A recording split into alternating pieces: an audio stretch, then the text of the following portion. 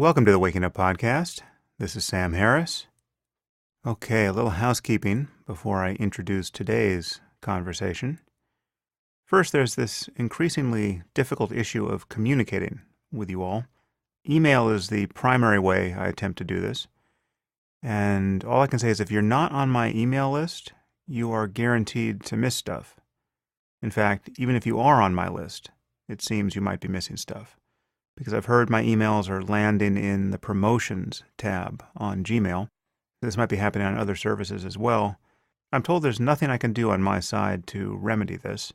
What you can do, however, is first sign up for my email newsletter if you haven't.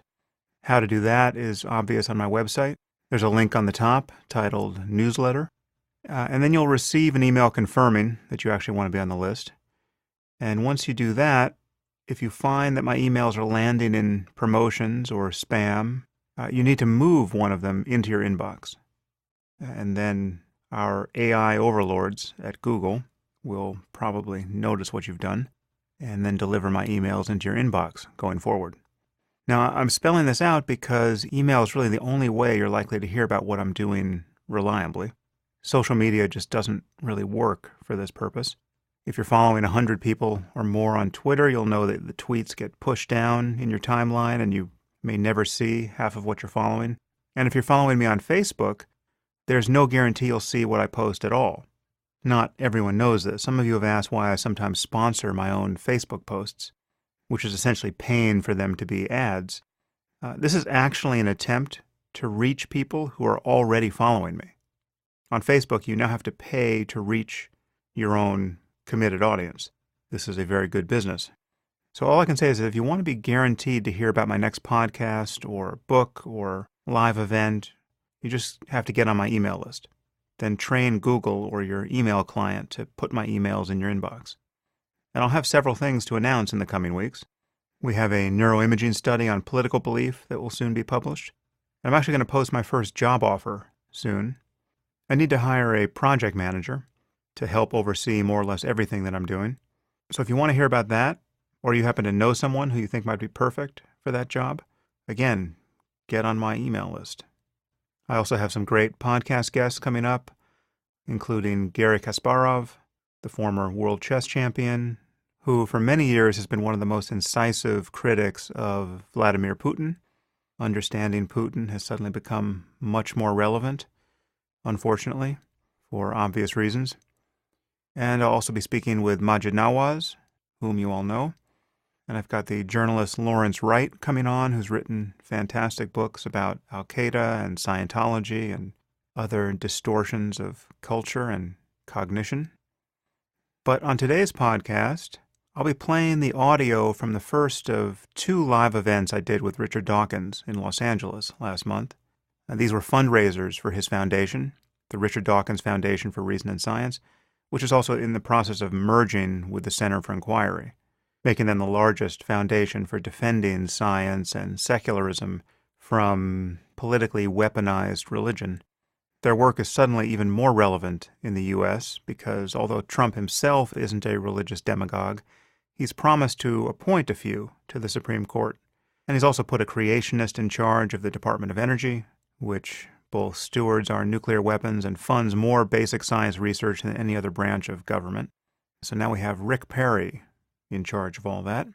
His immediate predecessors were each physicists. One was a Nobel laureate, and Perry is a man who I would be willing to bet my life couldn't utter 3 coherent sentences on the topic of energy as a scientific concept. So I would urge you to become a member of CFI or the Richard Dawkins Foundation. One membership now covers both organizations. And once you are a member, you'll occasionally receive action alerts requesting that you contact your elected representatives on matters of public policy. As many have noted, non-believers are somewhere between 10 and 25% of the U.S. population. It's hard to know for sure, but we almost certainly outnumber many other subgroups in the U.S., and we are disproportionately well-educated, needless to say, and yet we have almost no political power. Right now, this will only change once we make ourselves heard. So Richard was doing a speaking tour to raise funds for his foundation and for CFI, and he asked me to join him at one of these events. And our event in LA sold out almost immediately. And so we booked the hall for a second night, and that sold out too. And I'll bring you the audio from that second event in a later podcast. But as you'll hear, we had a lot of fun, and it was a great crowd.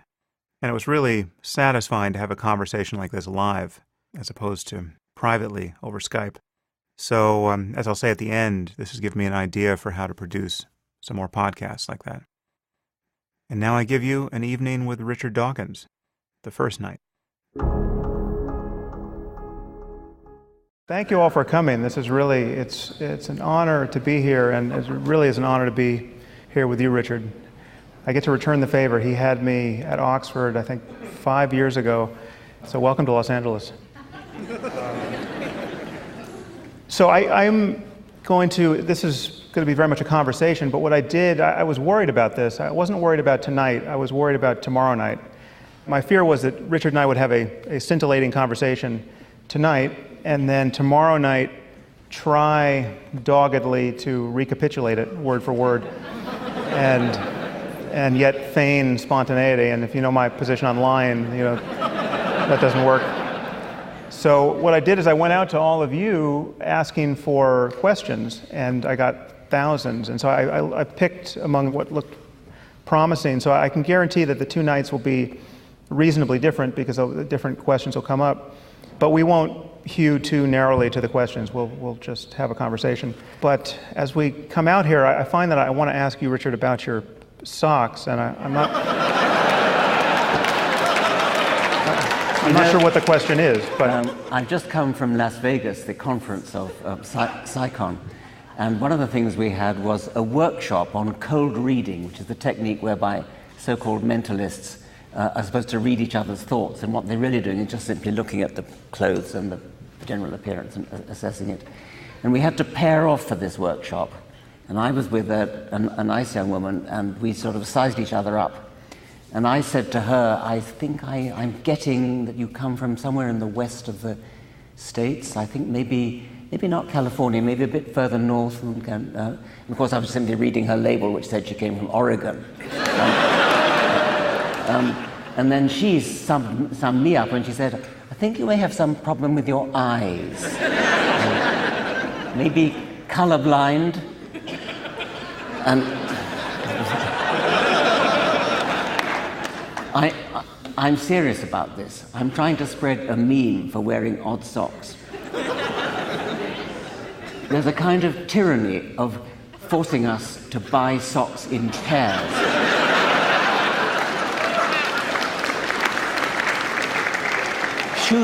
Shoes have chirality.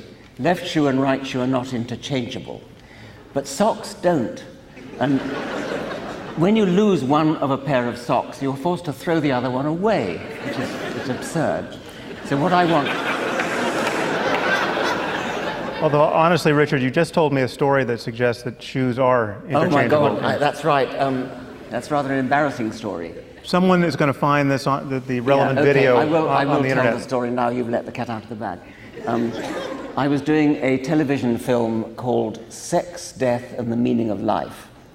And in the death episode, we were talking about suicide. And there's a famous suicide spot. It's a bit like San Francisco, the Golden Gate Bridge, where people have famously jumped to their death. And all around this place, Beachy Head is a very, very high cliff in the south of England. There are rather sad little crosses where people have jumped off. And we were filming the sequence on suicide, and I had to walk very solemnly and slowly and in a melancholy frame of mind past these crosses, and the camera was focused on my feet, walking past these little low crosses. And I felt incredibly uncomfortable. I had this sort of uncanny feeling of being uncomfortable, and I couldn't understand why. And then eventually, it was my feet that were uncomfortable, walking past these crosses. And eventually the director called cut, and we went off, and I took my shoes off because they were so painful. And only then did I realize I put them on the wrong way round. So this is preserved for posterity in close-up. I want to see that video. Someone find that video. The weird thing is, none of the television audience ever wrote in to complain about this. So maybe this at least will arouse their attention.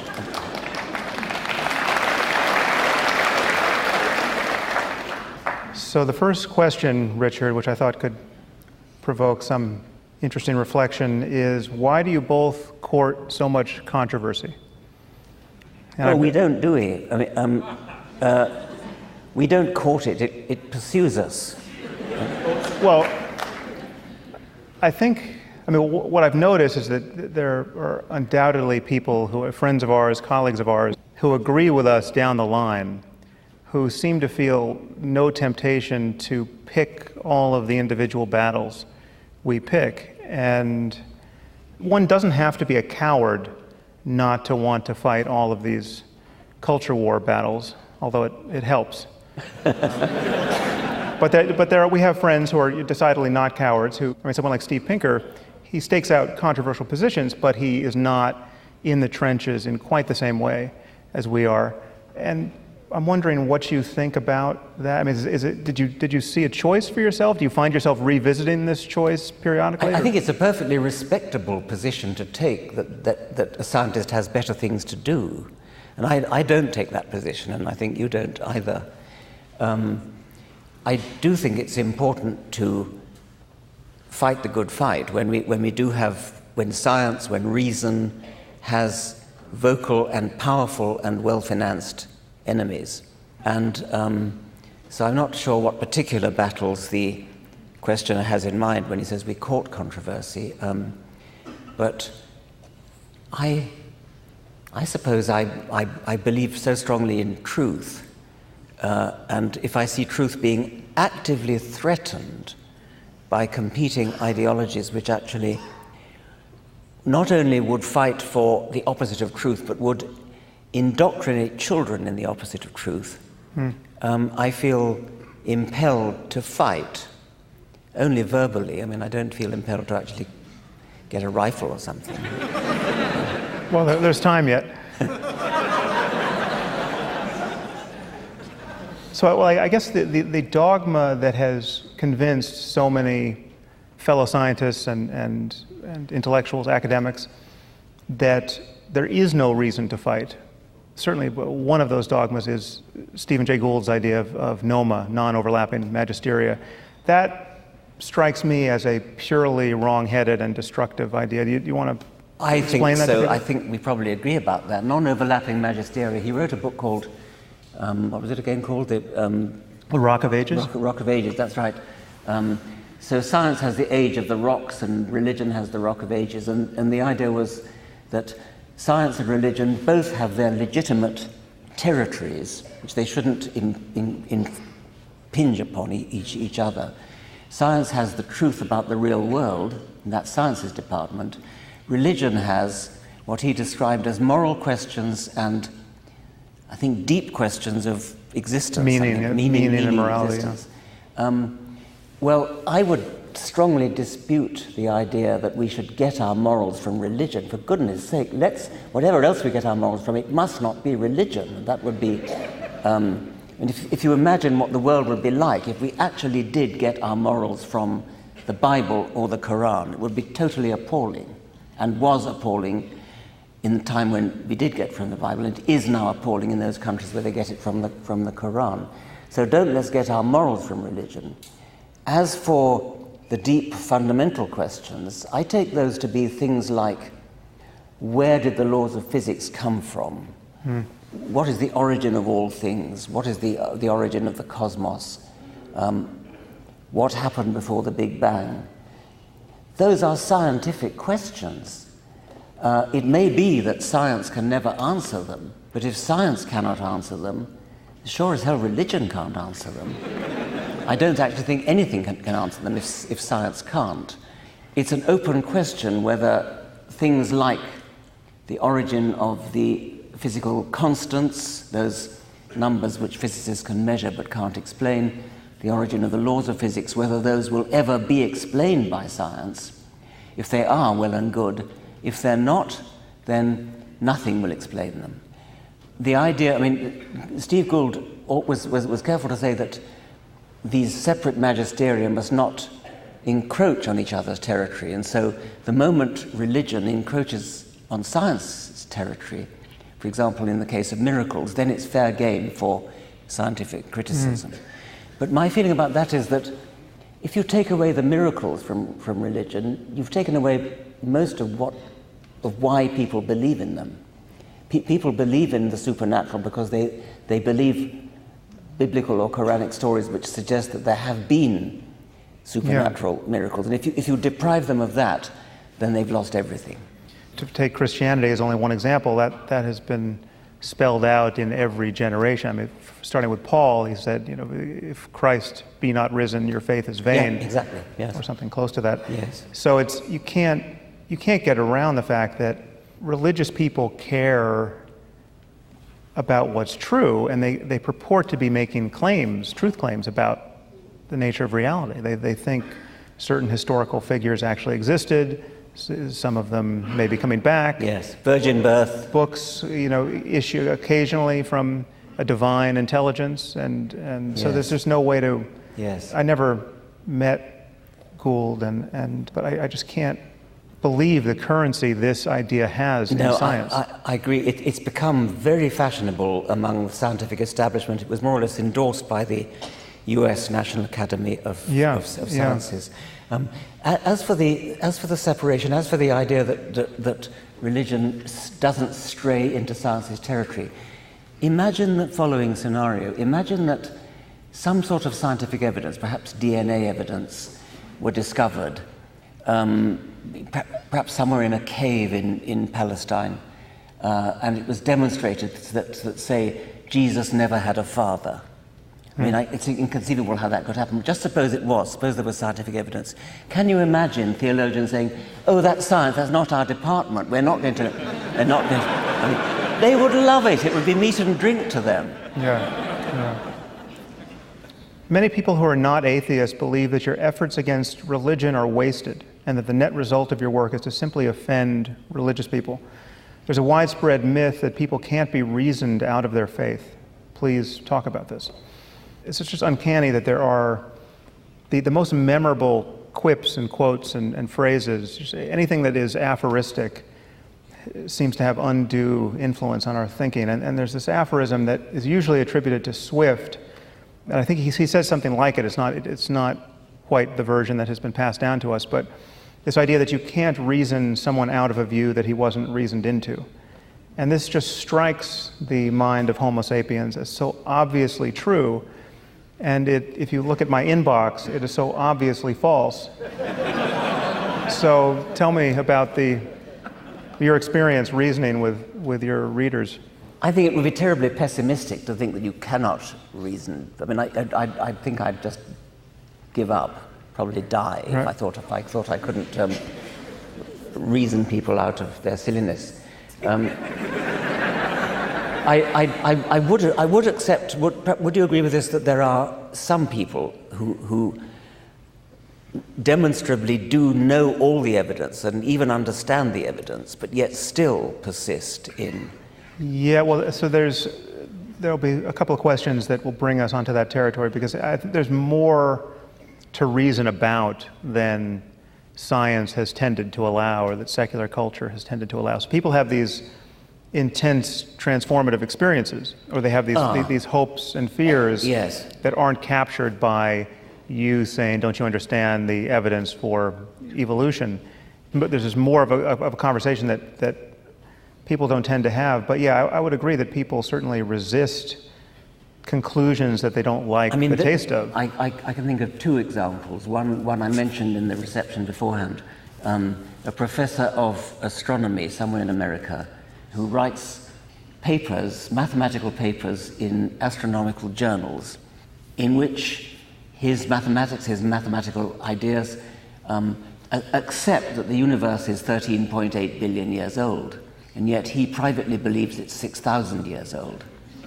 So here is a man who knows his physics, he knows his astronomy, he knows the evidence that the universe is 13 billion years old, and yet so split-brained is he that he actually privately departs from everything in his professional life.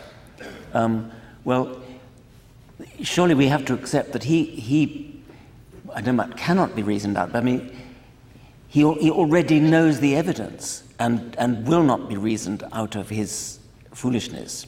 Yeah, I didn't say that you could always succeed, but I think, and clearly there are, I have this bias as you do, that if the conversation could just proceed long enough, the ground for science would continually be conquered and it never gets reversed. Yeah, and it is being and will be. And you never see this is a unidirectional conquest of territory. So you never see a point about which science was once the authority, but now the best answer is religious. Yeah, that's right. Right, but you always see the reverse of that, and that's.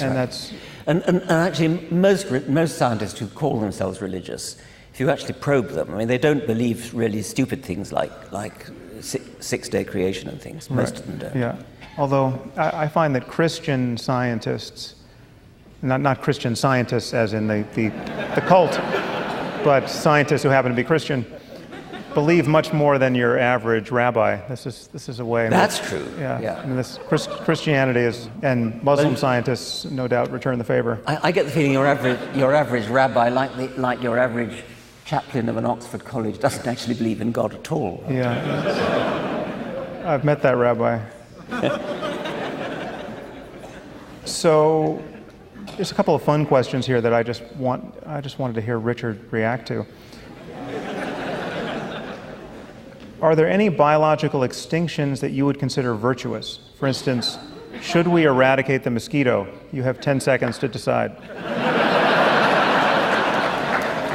It would have to be more than one mosquito. There's the malaria mosquito, the yellow fever mosquito. All mosquitoes. All mosquitoes. Mosquitoes are unbelievably beautiful creatures.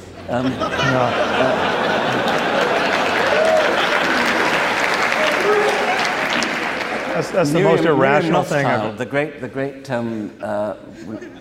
expert on fleas, and she presented the Department of Zoology in Oxford with a gigantic blown-up photograph of a mosquito, and it was a fantastic piece of work of art. By a malevolent God. Yes.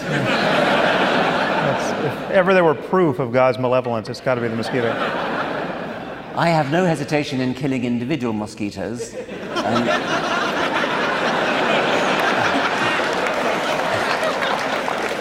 But wouldn't you want to be a little more efficient than that with CRISPR or something? I haven't thought about it before. I think I would not wish to completely extinguish. Can I throw a little more on the balance? We've had reliably, year after year, 2 million people killed by mosquito-borne illness. Now it's cut down to, I think, 800,000, so we're making progress with bed nets, but... For some reason, I find myself less reluctant to extinguish the malarial parasite that the mosquito bears, but that's probably not very logical. We have extinguished the smallpox virus, right? Except for a few lab cultures. Yes, and then like geniuses, then we tell people how to synthesize it online. So the flip side of that, of course, is the Jurassic Park question. Should we reboot the T-Rex? Yes. If we have, yes.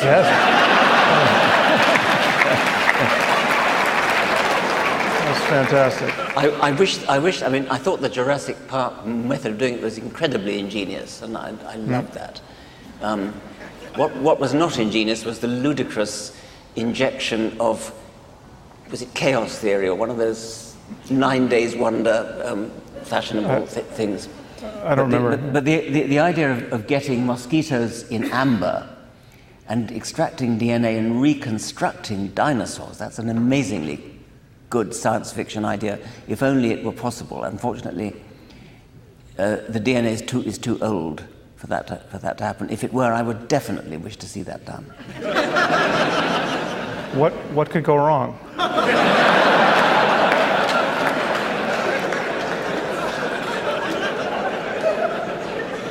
Richard seems to want to live in a maximally dangerous world.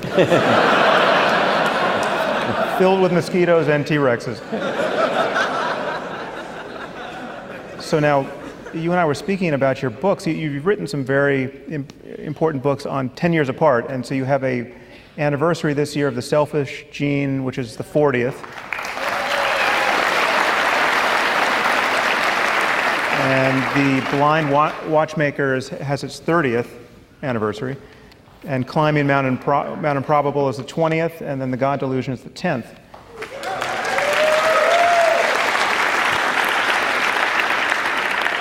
So I wanted to give you a chance to talk about the titles of the first two. The Selfish Gene has provoked an inordinate amount of confusion, and The Blind Watchmaker is a phrase that is useful to understand. So do you want to Yes, The Selfish Gene is misunderstood, I think mostly by those who've read it by title only,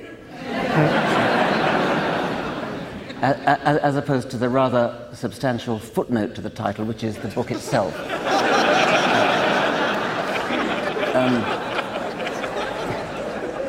It could equally well have been called The Altruistic Individual, because one of the main messages of the book is that selfish genes give rise to altruistic individuals. So it is mostly a book about altruism, mostly a book about the opposite of selfishness. So it certainly should not be misunderstood as advocating selfishness or saying that we are, as a matter of fact, always selfish. All it really means is that natural selection works at the level of the gene as opposed to any other level in the hierarchy of life. So genes that work for their own survival are the ones that survive, tautologically enough, and they are the ones that build bodies. So all of us contain genes that are very, very good at surviving because they've come down through countless generations. And they are copied accurately with very high fidelity from generation to generation, such that there are genes in you that have been around for hundreds of millions of years. And that's not true of anything else in the hierarchy of life. And individuals die. They survive only as a means to the end of propagating the genes that built them. So individual bodies, organisms should be seen as vehicles, machines, built by the genes that ride inside them for passing on those very same genes. And it is the potential eternal long-livedness of genes that makes them the unit of selection. So that's really the meaning of the selfish gene. But as I say, the book could have been called The Altruistic Individual. It could have been called The Cooperative Gene for another reason. It could have been called The Immortal Gene, which is a more sort of Carl Sagan-esque title. It's a more poetic title. And in some ways, I rather regret not calling it The Immortal Gene. But anyway, I'm stuck with it now. There's a common, I think, misunderstanding of evolution that leads people to believe that absolutely everything about us must have been selected for, otherwise it wouldn't exist. So, yes. So people ask about what's the evolutionary rationale for post-traumatic stress disorder or depression, yes. or I'm not saying that there is no conceivable one, but it need not be the case that everything we notice about ourselves was selected for, or that there's a gene for that. This is very interesting. I mean, I'm actually a bit of an outlier here. I mean, I'm about as close as biologists come to accepting what you've described as a misconception. Because I do think that selection is incredibly powerful, and mathematical models show this. J.B.S. Haldane, the great, one of the three founding fathers of population genetics, did a theoretical calculation in which he postulated an extremely trivial character. He didn't mention it, but it might have been eyebrows. Suppose you believe that eyebrows had been selected because they stop sweat running down your forehead into your eyes. And it sort of sounds totally trivial. How could that possibly save a life? Until you realize, the first thing you might realize is that it could save your life if you were about to be attacked by a lion, and just a slight split-second difference in how quickly you see the lion because you've got sweat in your eyes. Since the the invention of sunblock. I think that's undoubtedly true. Yeah, okay. But Haldane actually did a mathematical calculation. He said, let us postulate a character so trivial that the difference between an individual who has it and an individual who doesn't have it is only 1 in 1,000. That's to say, for every 1,000 individuals who have this, say, the eyebrows, and survive, 999 who don't have it survive. So from any actuarial point of view, a life insurance calculator would say, well, it's totally trivial. But it's not trivial when you think that the genes concerned is represented in thousands of individuals in the population, and through thousands of generations. That multiplies up the odds. And Haldane's calculation was that if you postulate that 1 in 1,000 advantage, he then worked out how long would it take for the gene to spread from being, I forget exactly the figures, but say 1% of the population up to 50% of the population. And it was a number of generations so short that it would be negligible on the geological timescale. Right. So it would appear to be an instantaneous piece of evolutionary change, even though the selection pressure was trivial. Well, actually, selection pressures in the wild, when they've been measured, have been far, far stronger than that. But there's another way of approaching the question you raise when you say something like selective advantage in various psychological diseases or something like that. It may be that you're asking the wrong question. It may be that by focusing on the particular characteristic which you asked the question about, you're ignoring the fact that there's something associated with that, which you've... Let me think of an example. There's you know that at night, if you've got a lamp outside, or a candle is better, if you've got a candle, insects, moths, say, come and sort of, as it were, commit suicide. I mean, they just burn themselves up in the candle. And you could ask the question, what on earth is the survival value of suicidal self-immolation behavior in moths? Well, it's the wrong question, because a probable explanation for it is that many insects use a light compass to steer in a straight line.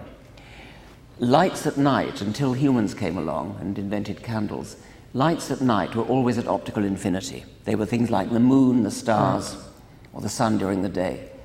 And if you maintain a fixed angle relative to these rays that are coming from optical infinity, then you just cruise at a straight line, which is just what you want to do. A candle is not at optical infinity, and if you work out mathematically what happens if you maintain a fixed acute angle to the rays that are emanating in all directions out of a candle, you perform a neat logarithmic spiral into the candle flame.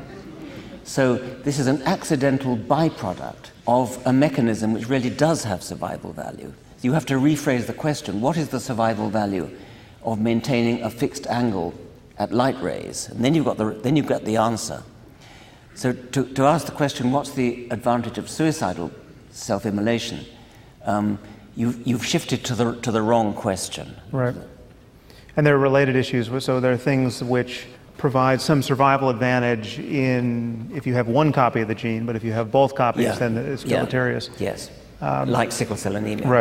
Right. So, well, then what do you do with the concept of a spandrel, though? Gould's concept of a spandrel, is that useful to think about? Yeah, okay, yes. Spandrels are...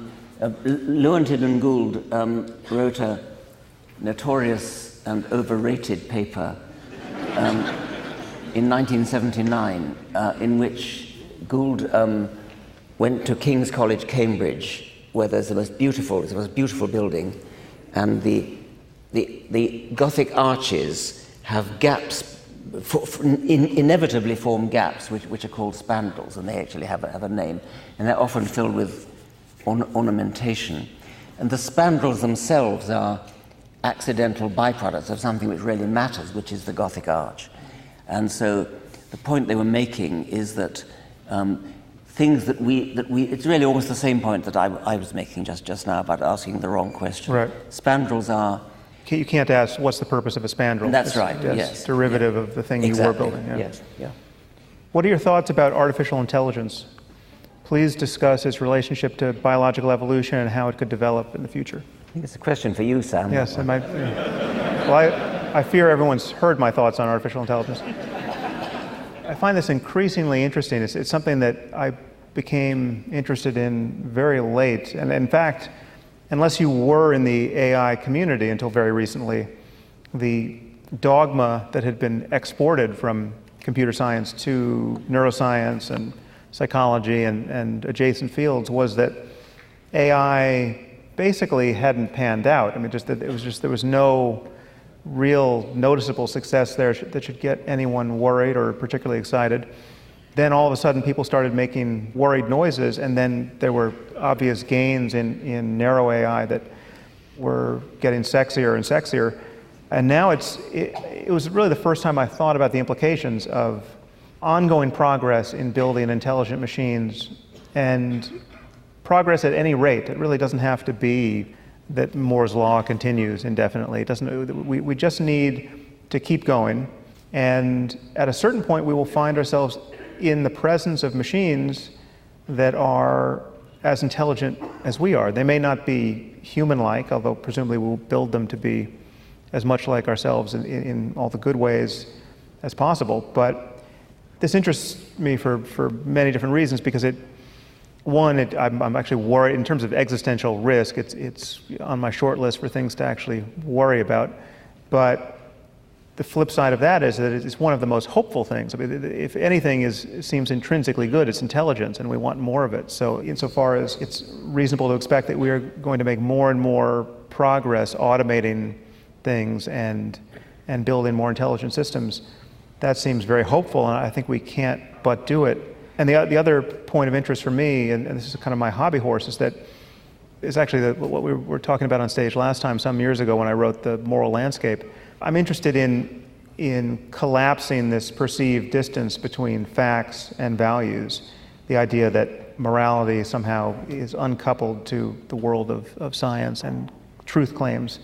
And I think that once we have to start building, and we even have to start even now with things like self-driving cars, once we start building our ethics into machines that within their domain are more powerful than we are, the sense that there are no better and worse answers to ethical questions, that we should all be moral relativists, that all cultures are equal with respect to what constitutes a good life, that there's going to be somebody sitting at the computer waiting to code something, and if you don't put You've actually got to build in some moral values. You have to build in the values, and if you don't build it in, you're building in those values. So if you build a self-driving car that isn't distinguishing between people and mailboxes, well, then you've built a very dangerous self-driving car. The more relevant tuning, which people have to confront, is: do you want a car that, the car's going to have to make a choice between protecting the occupant and protecting pedestrians, say. So now how much risk do you want as the driver of the car to assume in order to spare the lives of occupants? So you're constantly facing a trolley problem, and you're the one to be sacrificed. And your point is that whereas trolley problems are these hypothetical things where you have to imagine you've got a runaway trolley and you're standing at points, and it's about to mow down 5 people, and if you pull the lever to swing the points, it'll kill 1 person. Right. So you, with holding the lever in your hand, have the dilemma: should I save 5 people and kill 1? But you know that by your action in pulling the lever, you're going to kill a person who wouldn't otherwise have died. And I think, Sam, you're making the point that AI, automatic machines, robotic machines, are going to need to have a moral system built into them, and so that the trolley problem is going to be faced by the programmer who's actually writing the software. Oh, it's already the case, yeah. Yes. And it just will proceed from there. So just imagine a system more intelligent than ourselves that we have seeded with our morality. And again, this is going to be a morality that the smartest people we can find doing this work will have to agree by some consensus is the wisest morality we've got. And so obviously the Taliban and Al-Qaeda are not going to get a vote in that particular project. At that first pass, everything you've heard about moral relativism just goes out the window, because we will be desperate to find the best answer we can find on every one of these questions, and desperate to build a machine that, when it, in the real limit case, where it begins to make changes to itself, it doesn't make changes that we find, in the worst case, incompatible with our survival. Making changes to itself is what more conventionally worries people. The von Neumann machine, which is capable of reproducing and thereby possibly evolving by natural selection and completely supplanting humans, completely taking over. This is, of course, a science fiction scenario, but it's not totally unrealistic. Not at all, given the fact that one path toward developing AI is to build genetic algorithms that function along similar lines. Yes. Where there's a Darwinian principle of just it getting better and better in response to data and error correction, and it may not even be clear how it has gotten better. So we could look forward to a time in the distant future when we have a hall like this filled with silicon and metal machines, looking back and speculating on some far distant dawn age when the world was peopled by soft, squishy, organic, water-based life forms. But the data transfer would be instantaneous, so there'd been no reason to come out here. You just take the firmware upgrade. But maybe the world would be a better and a happier place.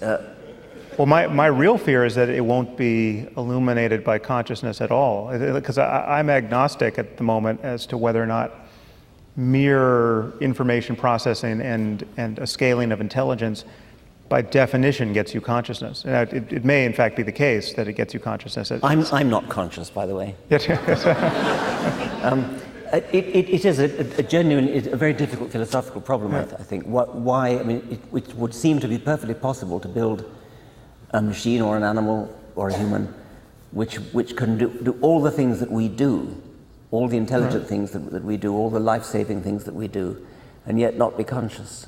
And it's genuinely mysterious why we need to be conscious, I think. Yeah, I think it remains so. I think it's because consciousness is, the conscious part of you is generally the last to find out about what your mind just did.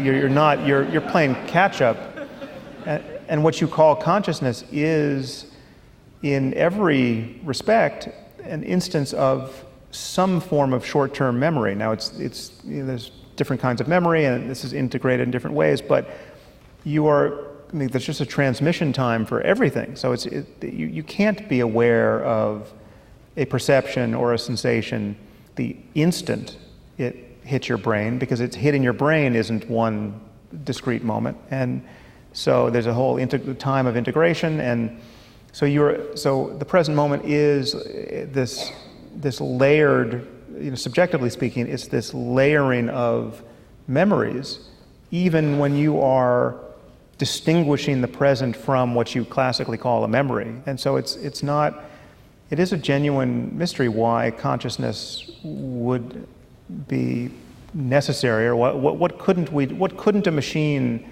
as complex as a human brain do but for the emergence of this subjective sense, this inner dimension of experience. I don't even know what the solution would look like, and whether it would be solved by biologists or by philosophers or by computer scientists. I think.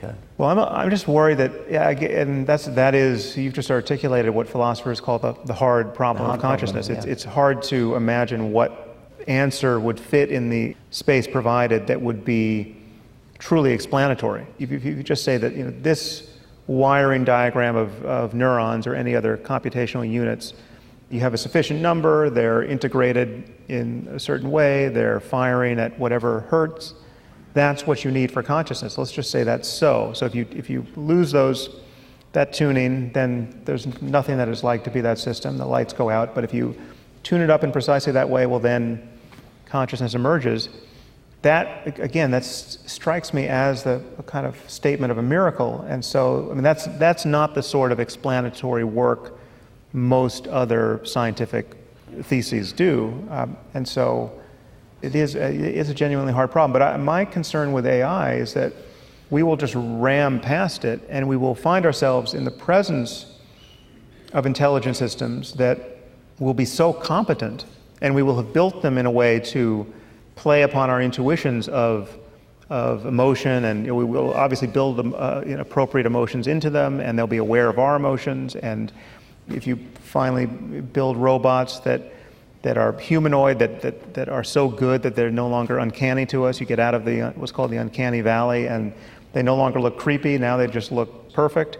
I think we will lose the intuition that there was any mysterious question here to worry about, and we will just feel, because every intuition that you're in the presence of a sentient other will be played upon, we will just feel we are in the presence of consciousness without ever knowing that that's the case. So you would accept, as I am with you now. I mean, yes, well, quite. It is. I mean, there's the fact that we are both the same sort of thing, that we have the same evolutionary history, and that overcomes this notion of solipsism being, I mean, many kind of first-year philosophy students think solipsism, the idea that maybe only I exist, everyone else is just a zombie, many people think that's somehow the most parsimonious or the most economical view, because, I'm sure I exist, I'm sure I'm having an experience, I'm not sure about all you people.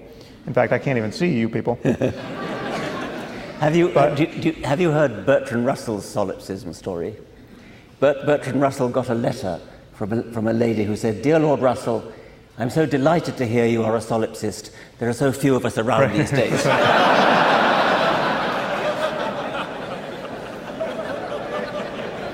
Yeah, that shows how untenable the view is. Even a solipsist can't hold it. But the problem with solipsism is that there's actually an additional burden of explanation. I have to explain why something so similar to myself, biologically, as yourself, was born in the same way and developed, yes, wouldn't be conscious. And so it is actually more parsimonious to assume that you are. But if we build these machines from a point of not knowing how consciousness arises in the physical universe, and we build them to be more and more competent, all of a sudden they pass the Turing test with flying colors. Well, when I first read about the Turing test, I never really, I sort of didn't believe that I myself would ever think that a machine that passed the Turing, the Turing test, it's where the way he originally formulated it was that you're sitting in a room with communicating by teleprinter in those days, with either a human in another room or a computer in another room. And you're allowed to ask any questions you like and communicate with this thing in any way you like. And if it's impossible for you to tell the difference, to know whether the computer whether it's a computer or a human you're talking to, then the computer is conscious. Well, actually, so to go back to that has been the way it's been talked about for many decades, but Turing's original paper didn't talk about consciousness, it talked about thought. So this is the measure of whether a computer is actually thinking. And that has been kind of updated to mean that would be consciousness in a computer, which for those who are convinced that the hard problem is in fact hard, that doesn't make any sense. I suspect that if I was having a conversation with a robot like we are now, and the robot was speaking exactly the words you are speaking, I would believe it was conscious. Yeah, but the situation will be worse than that, though, because it'll speak better than I do, and I wouldn't bet on that. Well, let's hope they're not doing their job at Google DeepMind. If I hear from many of you that I say things like "gonna" a lot. So presumably we're not going to put "gonna" into our superintelligent AI. We're not going to do that. So, but the situation will be worse because you'll be in the presence of something that looks human and speaks at least as well as any human you've met, but will have access to all of the world's information and will maybe the first version of it won't, but some subsequent version will, it will be better at detecting your inner life than any human you've ever met. Mm-hmm. So you're, at a certain point, your phone will be more aware of your emotions than your spouse is. And that's either your worst nightmare or some ultimate wish fulfillment. But so you'll be in dialogue with something that is giving you more valid information than any human being you've ever met. And I'm sorry, Dave, I can't do that.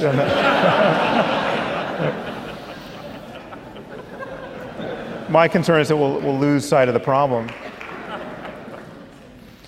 Moving on to a totally unrelated question, but you've both been accused of elitism in the past. Most recently, your views on Trump and Brexit. Can you say something about the difference, if there is one, between combating anti-intellectualism and being elitist? That actually strikes me as an interesting problem, because and I haven't thought much about this, but it seems to me just intuitively that the boundary between those two things isn't very clear. I think I want to stop being ashamed of being elitist.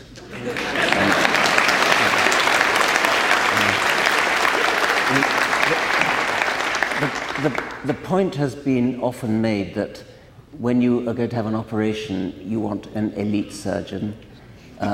When you're going to board a plane, you want an elite pilot. Yet, when you want a president of the most powerful country in the world, you take almost no precautions whatever to try to get...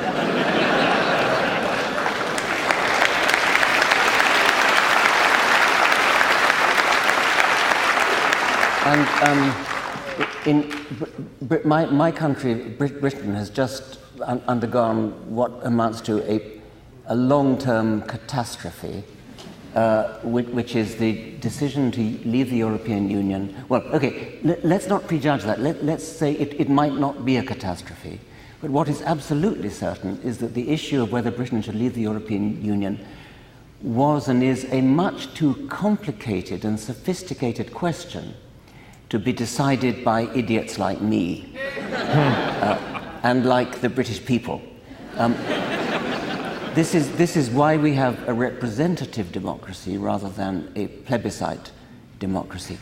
I could just about imagine having a plebiscite on some one issue which doesn't ramify, doesn't impinge upon everything else, like, say, fox hunting. I could imagine having a plebiscite on that, because you decide to abolish fox hunting or not, the case may be, that doesn't immediately affect thousands of other things. The decision to leave the European Union has enormous repercussions which are of great complexity. You need a Ph.D. in economics to understand the complexity.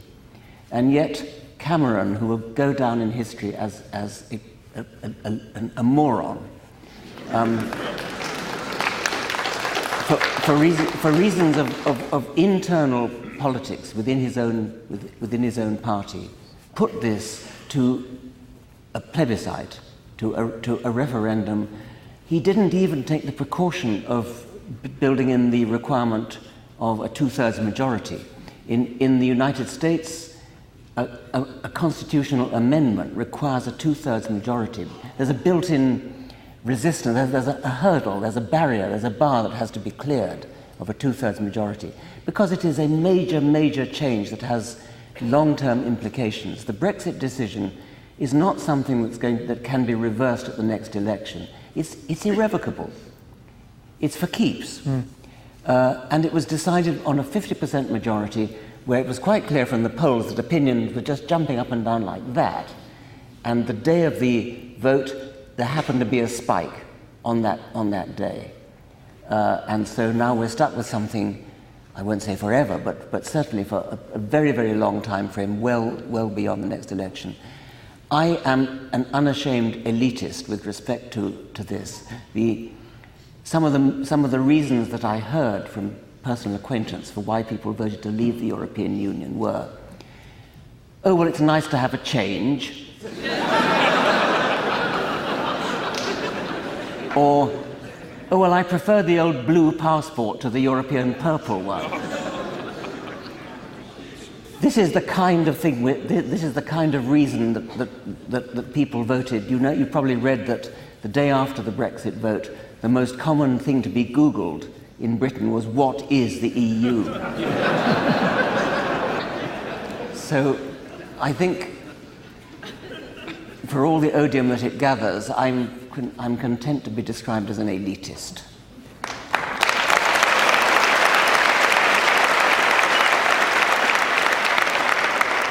I once wrote an article a couple of elections ago when Sarah Palin was briefly... well, there's another example, yes. Yeah, so I wrote an article entitled, this is for Newsweek, entitled "In Defense of Elitism," and made some of the points of the sort that you just made. And they retitled it, "When Atheists Attack." So that was when I understood that Newsweek was no longer a magazine. We haven't evolved to live in affluent societies surrounded by millions of strangers, much less a global civilization, and seem poorly adapted to the anonymity and isolation that affluence and globalism bring. For instance, the modern world is plagued by rates of depression and suicide that are unheard of in tribal societies. Our culture privileges consumption over community and meaning. Indeed, many would say this is an argument in favor of religion. How can apes like ourselves truly flourish? Yes.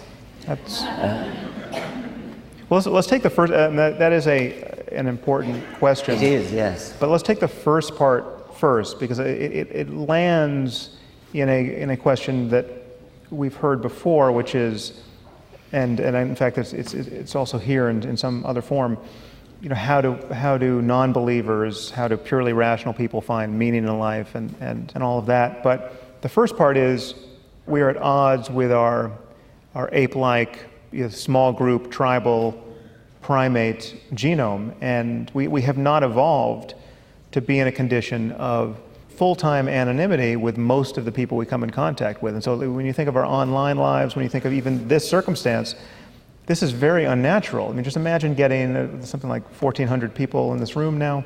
Imagine getting 1,400 chimpanzees together in a room. It doesn't work very well for reasons that we can explain. And we have this ability to now group together in ways that may be at odds with what we are by our ape-like ancestry. Yeah. I mean, in a way, it's remarkable how well we do. And although it's probably true to say that a lot of the mental illness that plagues us is because for this very reason. Nevertheless, considering how astonishingly different our environment is now, especially our social environment from our ape ancestry, we don't do too badly, do we, really? I mean, there are certain other things. It's not just the social environment. It's things like the fact that we are too fond of sugar, because in our ape ancestry, sugar was very difficult to get, and you couldn't get too much of it. And now you can get too much of it. But that's true of food generally. So there are things like that. But well, do you think we could be selecting for personality traits that are, I mean, take psychopathy, whatever the genetic underpinnings of psychopathy are. When you imagine living in a little village 50,000 years ago where you knew everyone. You knew everyone, yeah. And you're guaranteed, I mean, if you meet a stranger, that's very likely to be a circumstance of violence. Everyone who's in your tribe is someone you know intimately, and this will always be the case. So it's not even a question of having a reputation, it's everyone knows everyone. And so you just imagine the fate of a psychopath in that environment. That tends to end pretty swiftly with the angered people in the tribe exiling or killing him. But now we live in a world where psychopaths can always move on to new contexts and bilk or otherwise harm and manipulate new people. Do you think I guess there's an underlying question here. Evolution hasn't stopped, right? So could we be selecting for, in a few short generations, like with eyebrows, a kind of personality disorder that has a genetic... Well, that would be a negative thing, but a positive way of looking at it is that we now meet strangers every day. We now meet people that we're never going to ever see again, never seen in the past. Whereas, as you say, in our ape ancestry, we lived in villages or small bands of probably a maximum of 150 people has been suggested, where not only did you know everybody, but everybody was kin. They were cousins, second cousins, and so on. Well, you can make a good case for why we have altruism and empathy, that we lived in small bands where everybody was kin and everybody knew everybody else, and so that favors granted to other people could be reciprocated at some later date. And there was a sort of, that's probably why we have such a strong sense of debt, a strong sense of guilt, a strong sense of who owes what to whom, a strong sense of reputation, who has a good reputation for being socially generous and who has a good reputation for being, a bad reputation for being mean. Those good impulses that evolved under conditions of small villages are now generalized into the population at large, such that most of us now have expanded our feelings of generosity and empathy to anyone we meet, to a limited extent at least. So if we see somebody in distress, we have an impulse to try to comfort them or give them money or look after them in some way. And this could probably be regarded as a kind of mistake, a blessed mistake, a mistake that I would welcome, based upon the fact that in our primitive small village world, the rule of thumb, be good to everyone you meet, was beneficial because everyone you meet was either kin or a potential reciprocator. Nowadays, everyone you meet is not kin and is not a potential reciprocator, but the rule of thumb remains. And we're still mostly pretty nice. Except but even there, so there, in many respects, it's a bad rule of thumb. Do you know Paul Bloom, the psychologist? Yes, yeah. So he's done some great work in this area. He has a book coming out entitled Against Empathy, for which he is going to reap the whirlwind. But his point is that empathy is actually the wrong piece of software for making moral decisions most of the time. We have this, our empathy module is one that gets highly provoked to action by individual personal stories and pictures of cute kids and puppies and all the rest.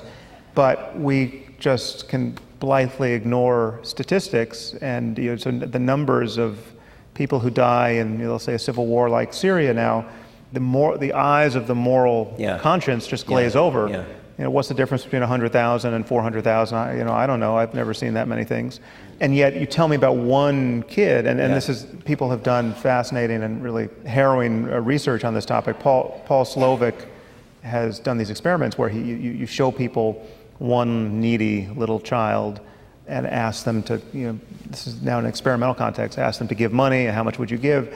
And then you show them the same needy little child, but with her brother, and people reliably give less. And then you show the sister and the brother in a group of 8 needy little children, and people reliably give less. And they care less the more the problem scales. Yeah. And then when you add statistics, and you say this, this one little girl named... There's a million. Yeah, there's a million just like her, they give less. And so this is pretty clear. This is a bug, not a feature. Yeah. So let's come back to the evolution question. I mean, obviously, most people assume that because we exert so much control over our environment now, that the forces of natural selection are dampened to the point of almost being negligible. Is that, I mean, there's things like lactose tolerance, that seems like a reasonably recent gene. That's a good example where quite clearly natural selection has been going on quite rapidly in it's like 5,000 years or 2,000 years. And similarly, the differences between peoples in different parts of the world. I mean, difference between the Inuit in the Arctic and the Dinka in the Nile and region and the pygmies in the African forests and so on. These are undoubtedly selective differences which have come about within, let's say, tens of thousands of years. But what do you think is happening now, given our reliance on technology and the way in which more or less everyone, I mean, certainly in the developed world, you can survive to the point of... You can survive long enough to reproduce. Yeah, to reproduce. Yes. So the emphasis then comes down more to who reproduces rather than who lives. Right. Because family size is not uniform, and family size is often determined by cultural factors, maybe religious factors. What do you make of the fact that secularism seems to correlate with low birth rate, and religious people have 10 kids per family in certain contexts? I think I won't go there. You will keep the mosquitoes for the rest of time, but you won't go. I would like to go there, but perhaps I better not.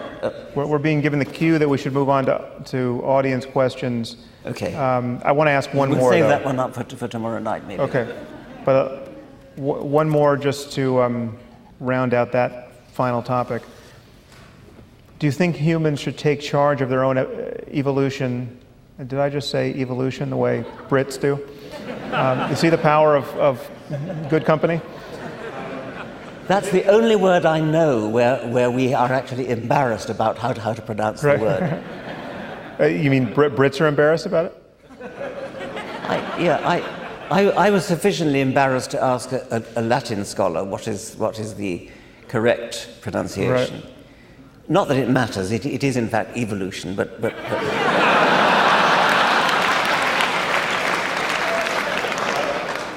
I will take that instruction.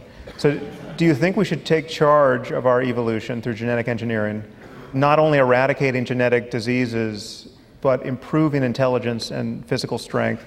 And wouldn't this usher in a new age of eugenics? Well, I am tempted by that. It's highly unfashionable, and I think Hitler's partly to blame for that because Hitler notoriously tried to do that. First of all, most moral philosophers accept a distinction between negative eugenics, where you try to get rid of horrible hereditary diseases, and I think few people would object to that. But positive eugenics, where you actually try to improve musical ability or mathematical ability or ability to do the high jump or to run 100 meters or whatever. There I would make a distinction between compulsory eugenic breeding for positive eugenics, such as Hitler imposed, and the freedom of parents to, if the technology were available, which it isn't yet, to breed for something that they like the idea of, like musical ability. So let me just limit myself to pointing out that people don't, on the whole, regard it as a major moral sin for parents to encourage to the point of forcing children to have music lessons. Right. So if it's education, then the most a parent will be accused of is of being a bit dictatorial and telling the child, look, you haven't done your piano practice today, go and do it, or else. And that is regarded as much more morally acceptable than, say, if the technology were available to do IVF and, in vitro fertilization, you get a number of eggs, fertilized eggs, and you can extract, say, at the 8-cell stage, you can extract one cell and examine its genes. And at present, you can do that for the sort of major genetic diseases, and you can make sure that the embryo that you reimplant back in the woman is the one that doesn't have Huntington's chorea, whatever it is. If it became possible to put back into the woman the one that has the J.S. Bach gene for musical genius, would it be immoral to do that? And I can't see that it would. Well, on the contrary, I think it would be immoral to, now provided this works and it's safe and there's no downside, to decline to do that, but then force the kid to take piano lessons. Yes. That seems truly sadistic. So, I mean, eugenics has become a dirty word, but even saying that, I'll get a lot of stick for. But I think you're absolutely right there. Well, so just one question to follow up here, because I genuinely don't know. I mean, there's no guarantee that the genes that control things we like about ourselves, like intelligence, when you dial them up or select for the variants that give a propensity to increased intelligence, you could, and there's some evidence that this is the case, you could be also increasing the propensity for certain diseases. Certainly you could. And yes. So there's no guarantee that we'll ever be able, for just dealing purely with biological substrate, ever be able to shoot for the mark of the good thing we want without increasing the likelihood that you're going to be in a wheelchair or something. That would be very, very true for doing what Hitler tried to do, which is doing what we do with domestic animals, and say mating female high jumpers with male high jumpers to try to breed a race of Olympic winners in 500 years' time. That almost certainly would have bad effects, because you'd almost certainly be breeding people who were deficient in some other respect. But if you take the IVF case, it's quite interesting, because you've got in a Petri dish, you've got, say, half a dozen 8-cell embryos, and you're going to implant back in the woman 1 or 2 of them. And at present, you put them back at random. So you could be getting the musical genius one, but you might not be. So it's harder to make the case that to choose one non-randomly, to choose to put back the one for mathematical ability. By the way, all this is totally hypothetical. It couldn't possibly be done yet. Don't do this at home. No. This is in the future. When you're going to pick two of these 10 embryos out and put 2 of them back. Do you do it at random, which is what happens at present, or do you exercise the knowledge that you have that this one has musical ability and that one doesn't? It seems to me that's far less likely. In fact, I don't see why it would have the undesirable effects that selective breeding for some particular characteristic, as in breeding for milk yield in cows or fast running in horses would. Well, it does come back to the point raised earlier, where some genes, when you have only 1 copy, give you a benefit, but 2 copies is decisively negative. Yes. And I think there's some evidence for that with intelligence, with the condition of torsion dystonia, which is a muscle spasm condition that nobody would like. But so if you have 2 copies, you get that. If you have 1 copy, you're predisposed towards some increment of. Yeah. I think we're under orders to stop our conversation. So now to your questions.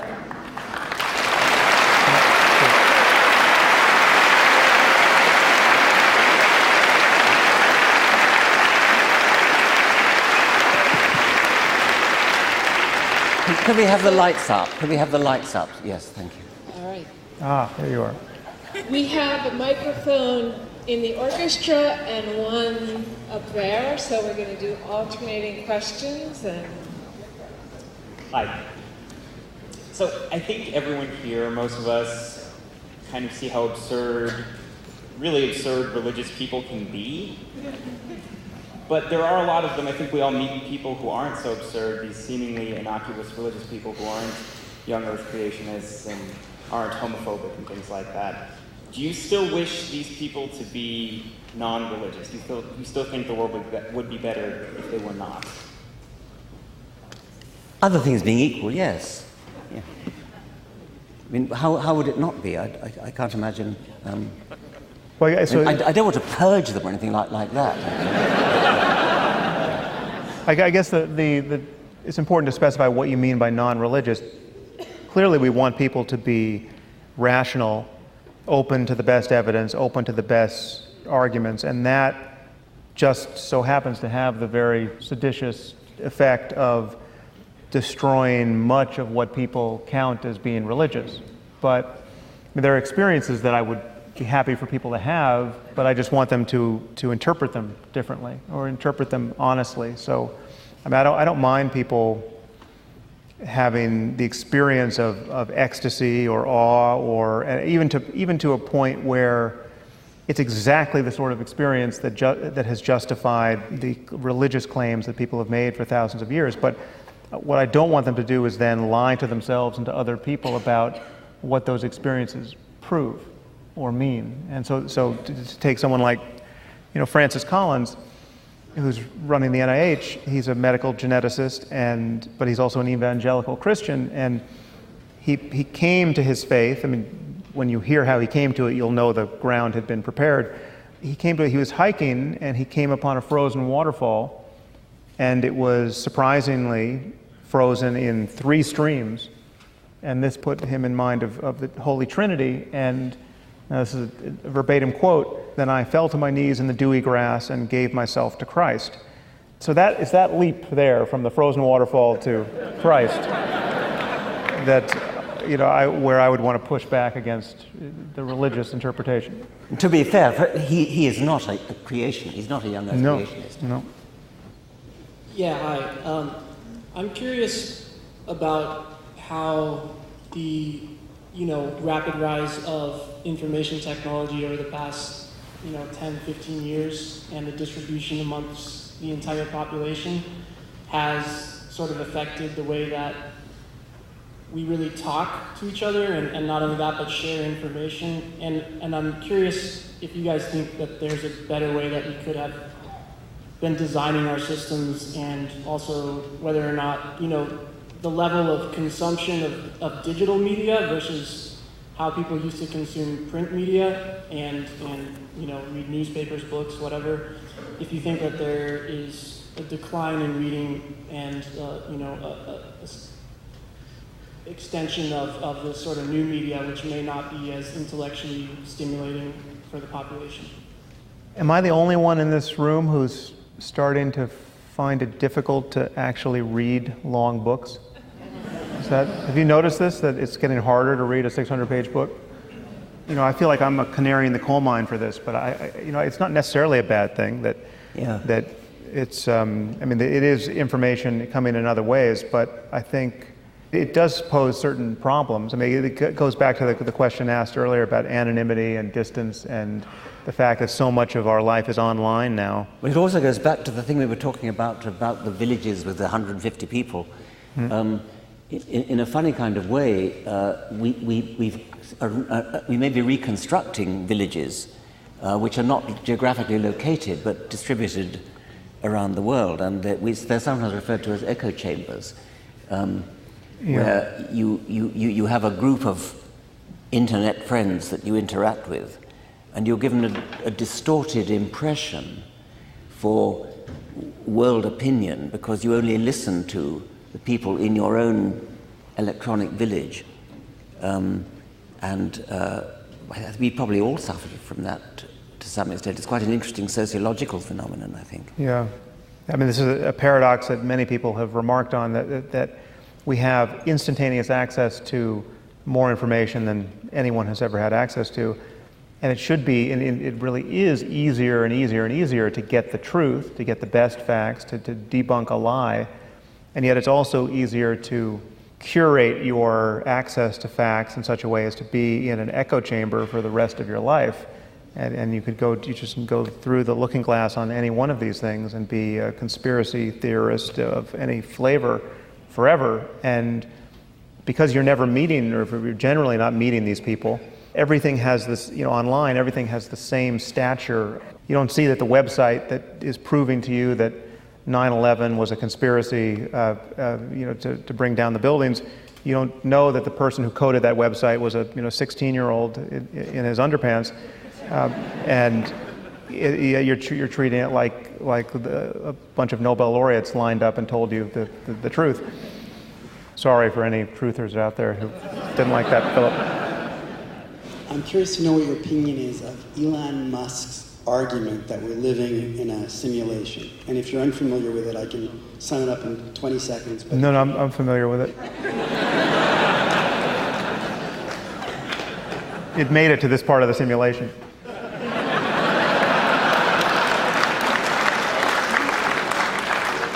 It's actually not his argument. I'm not even sure it originates with Nick Bostrom. Nick Bostrom is the philosopher at Oxford who's really popularized this argument. He's also written what I consider the best full treatment of the reasons to be scared about this superintelligent AI. He wrote a book called Superintelligence, which is fantastic. But he's made a lot of hay out of this simulation argument, and the argument, there are various forms of the argument, but one is that just imagine some future in which we can simulate whole worlds in our computers.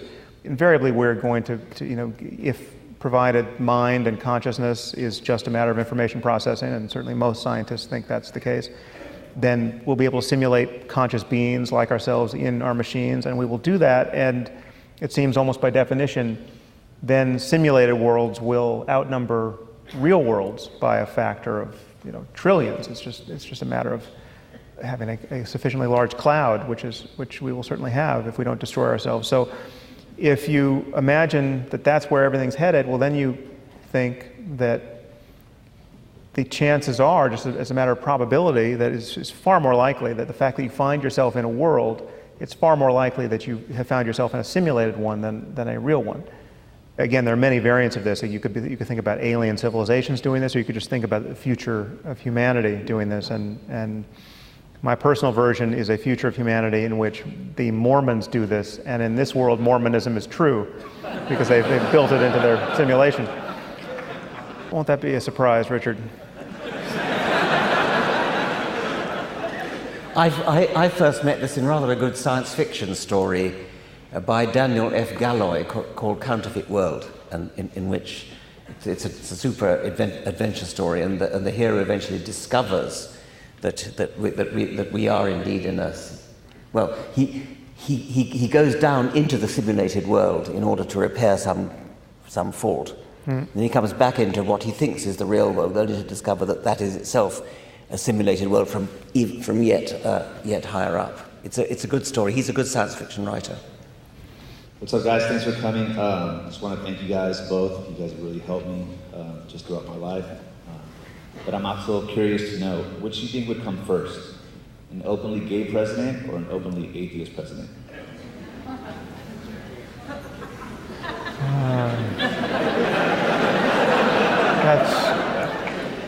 I'd be very happy with either. Yeah.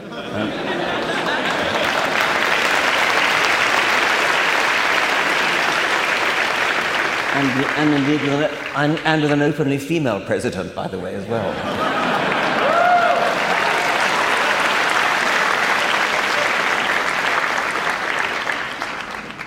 I'm going to resist the temptation to say something about the election. I think you've all heard quite enough from me on that already, but I think, aren't you, I mean, it is amazing how, this is to take stock of how much progress we might yet make very quickly on the religion front. The progress we've made with gay rights, I mean, that's what's was such just an encouraging blindingly thing. fast. That's so encouraging. Yeah. And that, by the way, is the model that our openly secular campaign is taking. The gay rights movement has been so successful in such an astonishingly short time in raising consciousness and becoming accepted in American society, British society. And so I think there's every hope that we can do the same thing for free thinkers, because it would have been, a few decades ago, it would have been inconceivable that the gay community would have made such progress as they have. So I have every hope that we can follow their example.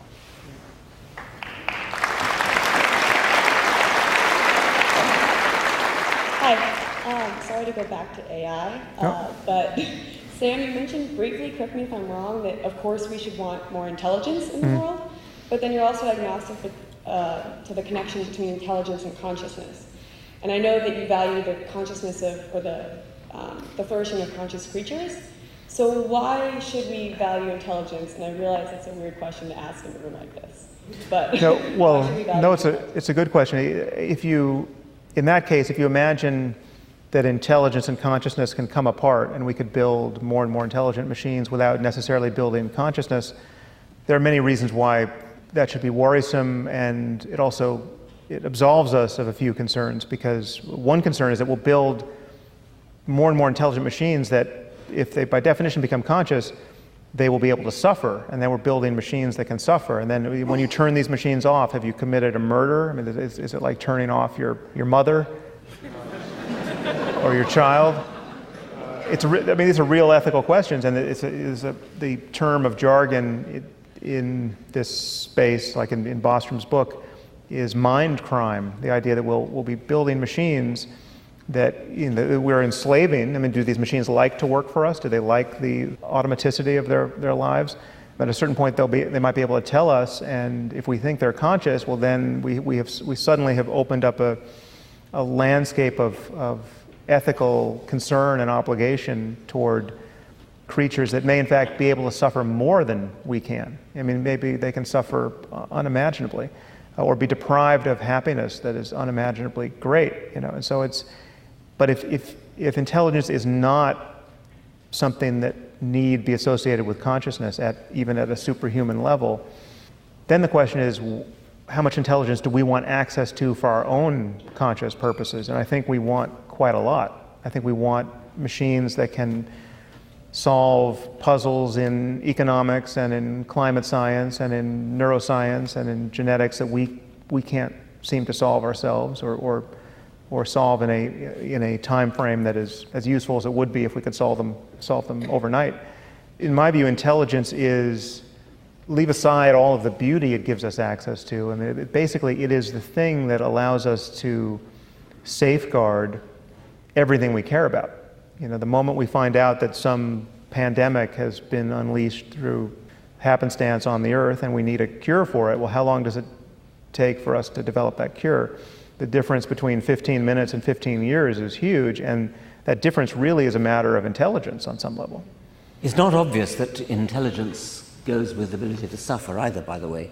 No, just consciousness. If you think about what suffering is for, it's to prevent the creature from repeating a mistake, from doing something which, pain is a sort of surrogate for death. And so if an animal does something that causes it pain, it's given a warning, don't do that again. Well, you could make the case that an animal, an organism that is not very intelligent, requires more pain in order to be deterred from repeating an unfortunate misstep. And so it might be that our ethical concern for animals in proportion to their intelligence, and we care more about pain in cows than in fish. We could be doing the wrong thing, because it could be that a less intelligent animal actually is more capable of feeling pain than... That's a bit of an aside, but it occurred to me while you were talking. It's an aside that just screwed up dinner. Yeah. Sam, what have you found to be more effective in disempowering organized religion, focusing on it like you did with the end of faith, or sort of passing it by like you did with waking up? I have no way of knowing, really. I mean, it would just be pure intuition. I think there are moments for both, but yeah, it's just I would just be guessing. The missing piece of, and again, in waking up, I certainly don't provide every piece that's missing, but the thing that will really be good to do at a certain point is to articulate an ethically and aesthetically attractive way of meeting all of the needs that religious people think they have, and many they think they have for good reason.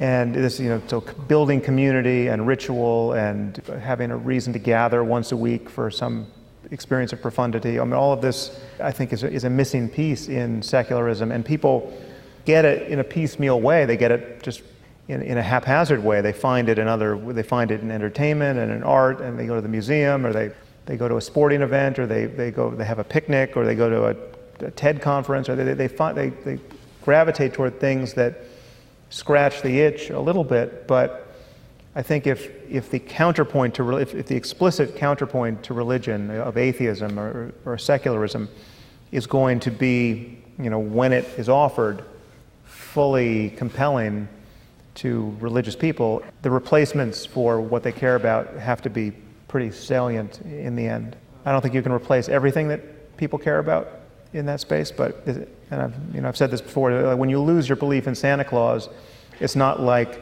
the thing that replaces it precisely fills that Santa Claus-shaped hole in your life.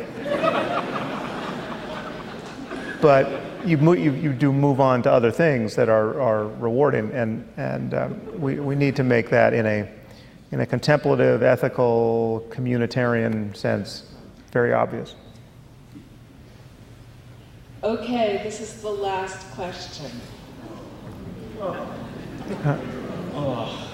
Sometimes young people, ask me, what do you do? How do you, as a free thinker or an atheist, what do you do to remember somebody at a funeral? And I just say, just talk about things you remember about them. I wonder if you could maybe talk about some stories that we may not have heard about your friend Christopher Hitchens.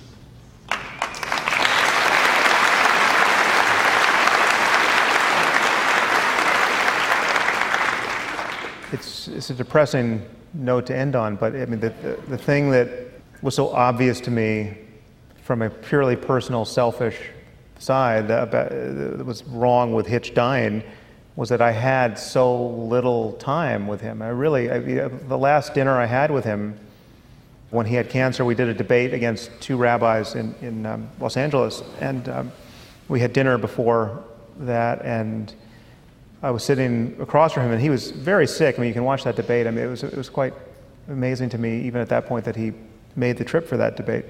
But I realized that was the first dinner I had had alone with him. I had maybe half a dozen dinners with him in my life, but this was the first time it was just me and Hitch at dinner. And so it's just good touch back to that question about our online lives. I have many relationships where, like my relationship with you, so much of it has been virtual. Like with my relationship with, even a greater example, someone like Steve Pinker, my relationship with him is almost entirely email. And I really value my relationship with Steve. He's a mentor to me. But we have been, you and I have been on stage together many more times than I have been with Steve, and the same was true of Hitch. And so it's a real lost opportunity. I just feel like I met him too late, too. Yeah. And we had a wonderful encounter in the so-called Four Horsemen discussion, which took place in his apartment in Washington, where there was you, Sam, me, Hitch, and Dan Dennett, and we had a four-way conversation with no chairman, no moderator. I think we all got about equal time. It was a very, very fruitful, agreeable conversation. He was, I think, the most eloquent person I've ever met. Incredibly fluent, articulate speaker with an enormous fund of knowledge which he could tap into with immediate, rapid-fire access. I once wrote, if you're ever invited to have a debate against Christopher Hitchens, decline. I think I was the last person to do a major interview with him. I did that on behalf of the New Statesman magazine in Britain. I came to Texas and spent a long time with him. You can read that interview. The thing that I remember most was that I confessed that I was uneasy about being constantly described as strident. And he said, "Don't you ever stop being strident." He was most emphatic about this, that we have to come out with all guns blazing. But he did that himself, but he did it with courtesy and consideration, and without, I think, ever making enemies.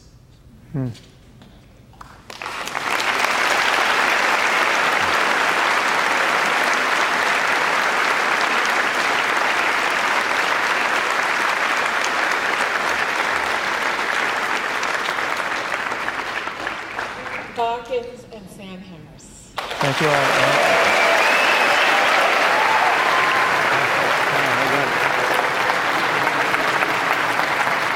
Thank you.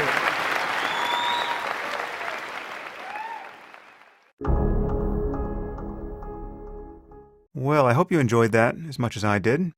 As I said, it was really an honor to get a chance to share the stage with Richard. That does not happen often enough. And I will bring you the audio from the other event when I get it. But doing these events made me think that I could do a live podcast tour and perhaps speak to a different person in each city. And so this is something I'm thinking about doing in the new year, probably in the second half of the year, because it takes about 6 months to produce an event well. Needless to say, those of you who are supporting the podcast through my website or through Patreon will be given first crack at the tickets. It would just be a blast to fill a large room with die-hard podcast listeners in places like New York and Toronto and Houston and Chicago. And as I did with Richard, I would go out to you for all the topics. Anyway, more to come on that front. Once again, please join my email list if you want to hear about these things in a timely way, because each of these events with Richard sold out in 48 hours, and that was a 1,400-seat room. 10 days after I announced those events on email, I was hearing from people on social media saying, why the hell didn't I hear about these events? I live 10 minutes away. Not being on my email list is why. And as always, if you want to support the podcast, there are several ways to do that, and you can find them at samharris.org/support. Until next time.